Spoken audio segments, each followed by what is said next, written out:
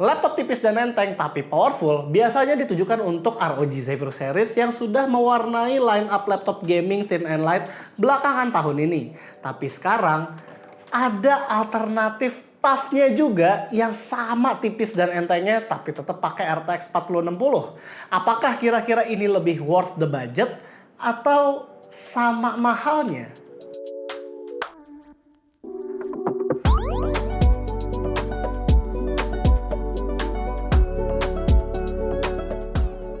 Desain TUF gaming yang ini bener-bener sleek banget, elegan, bahkan logonya aja cuma numpang nongol di bagian kanan atas.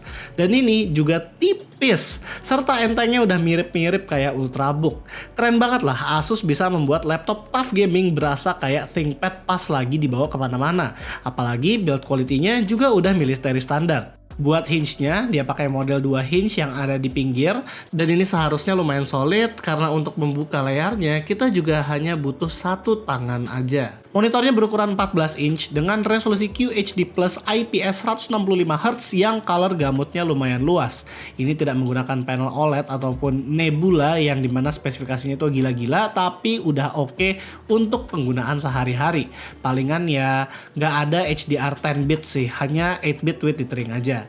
Keyboardnya berdesain tough banget, fontnya ini masih termasuk font gaming, power buttonnya juga terpisah dengan volume up, down, mute mic, dan armoury crate yang dedicated di atas. Backlightnya berbeda dengan TUF gaming sebelumnya, di sini hanya ada warna putih aja, dan ini menurut gue terang banget, bahkan di level tergelapnya sekalipun. Dia juga ada FN lock seperti halnya ZenBook ataupun VivoBook series, namun menurut gua FN RAW-nya ini seharusnya fungsinya bisa diminimalisir lagi biar lebih optimal. Contoh, backlight ini bisa dijadiin satu tombol aja, jadi kita bisa cycle aja. Lalu sleep button itu seharusnya nggak ada karena redundant dengan power button, toh fungsinya juga sama. Dan satu lagi, tombol aura. Untuk apa sih tombol aura ini? Toh juga backlightnya kan cuma ada putih aja ya. Walaupun memang kalau kita tekan, itu bisa memodif-modif efeknya dia. Ya sisanya at least kalau misalnya masih ada, bisa lah dikasih tombol privacy shutter webcam gitu. Walaupun software base aja.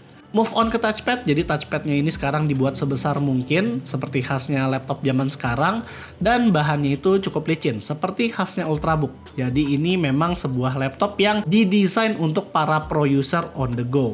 Buat konektivitas, di sebelah kanan ada micro SD card reader, 2 USB 3.2 Gen 2 Type-C dan Type-A yang bisa sampai 10 GB, sementara di sebelah kiri ada charging port, full HDMI port, USB 4 yang sampai 40 GB, 3.2 Gen 2 Type-A lagi, dan audio combo jack. Laptop ini juga bisa di-charge dengan USB-C 100W, namun hanya di port USB 4-nya aja. Sementara port yang 3.2 Gen 2 sebelah kanan itu hanya bisa DisplayPort doang.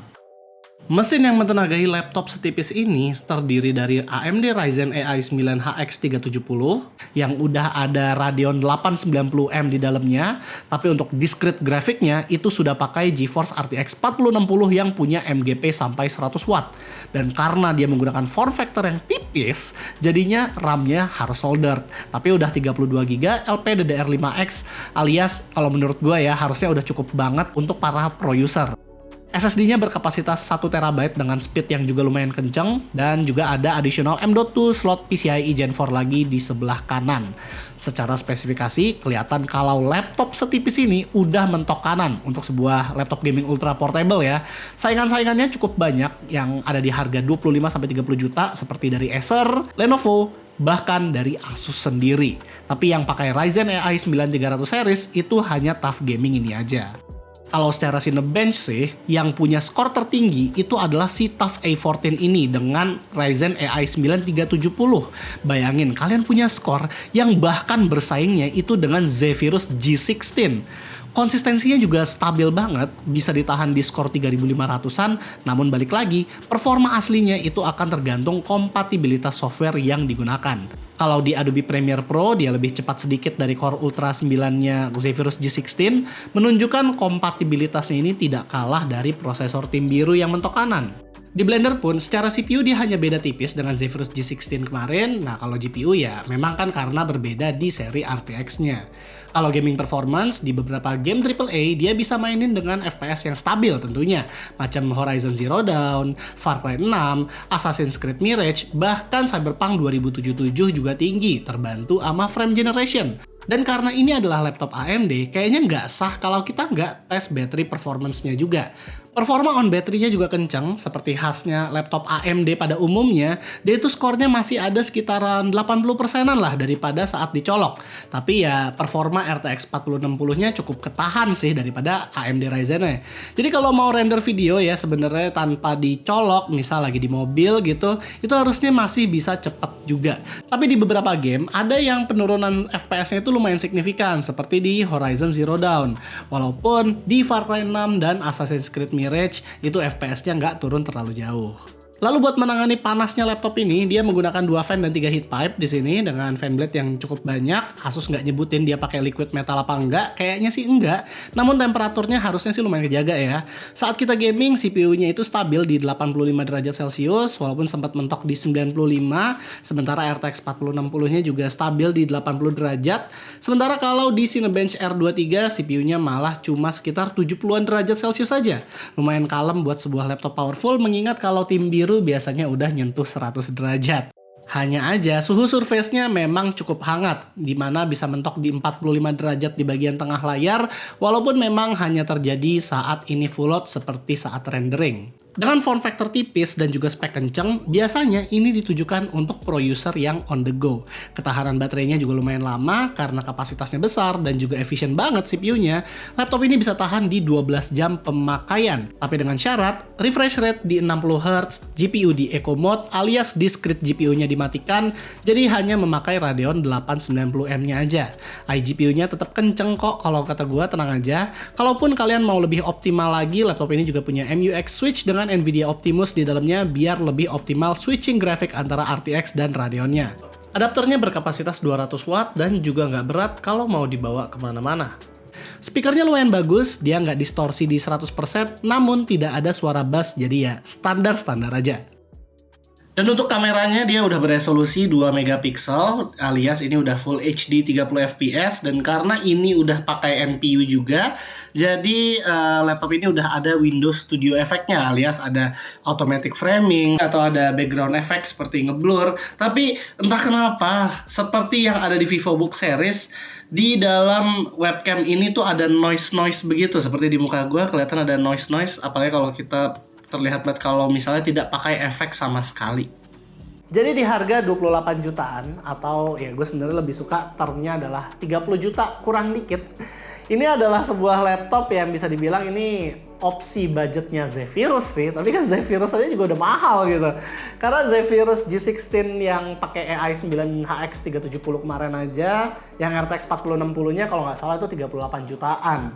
Dan 4070-nya di 46 jutaan, jadi udah mahal ya. Memang ini adalah opsi budgetnya gitu, karena dia memberikan power yang lumayan bagus, tapi harganya 30 juta. Ya 30 juta nggak affordable banget sih.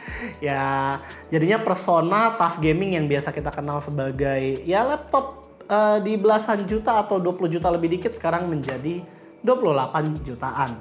Tapi kalau kita mencari alternatifnya ya, sebenarnya thin and light yang powerful dengan monitor 14 inch itu lumayan banyak. Dan ya walaupun memang tidak ada sih yang memakai AMD Ryzen AI 9HX series ini. Ya contohnya dari Lenovo itu ada Yoga 7 Pro, dia pakai RTX 4060, cuman dia prosesornya Ultra 9 185H, RAM-nya sama, kurang lebih sisanya sama spesifikasinya dengan laptop ini. Cuman gue nggak tahu TGP-nya berapa, cuman dia menang di front firing speaker aja si Lenovo itu. Harganya di 28 juta.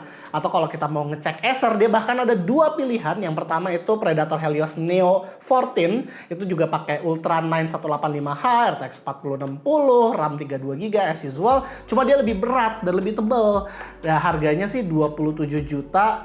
Dia juga ada yang versi lebih tipisnya lagi, dia pakai Ultra 7 155H, RAM 32GB juga, RTX 4060 juga, 14 inch, cuma dia pakai OLED.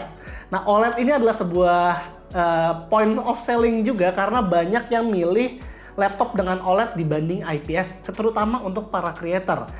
Terus juga sebenarnya Omen Transcend 14 juga masih ada yang sekarang harganya jadi 27 jutaan, cuman dia RAM-nya hanya 16 GB. Dan ya walaupun memang sih pakai 2.8K OLED itu juga game changer. Dan ini masih pakai RTX 4060. Atau kalau kalian masih pengen pakai Asus cuman budgetnya di 30 juta dan tidak terlalu butuh spek yang gimana-gimana banget tapi yang penting OLED, ada juga ROG Zephyrus G14 yang tahun lalu, alias dia masih pakai Ryzen 7 8000 series atau half point. Ya RAM-nya sih masih 16 GB ya, dengan monitor OLED 120 Hz, itu harganya sekarang di 29 juta. Ya cuman balik lagi RTX-nya jadinya 4050. Semuanya ada plus minusnya, jadi itu balik lagi ke kalian kira-kira milihnya yang mana.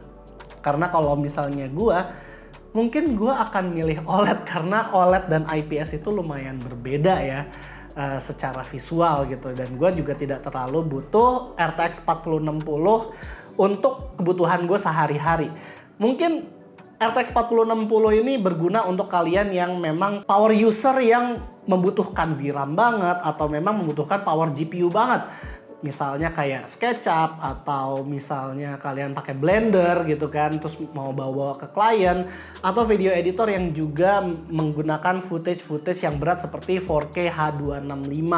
Ya itu baru kerasa banget butuh GPU yang powerful. Dan buat kalian yang mau beli, laptop ini juga udah dilengkapi dengan ADP, Asus menyebutnya dengan VIP Perfect Warranty, dan di dalamnya juga sudah ada Office Home and Student 2021, jadi kalian tinggal klaim aja.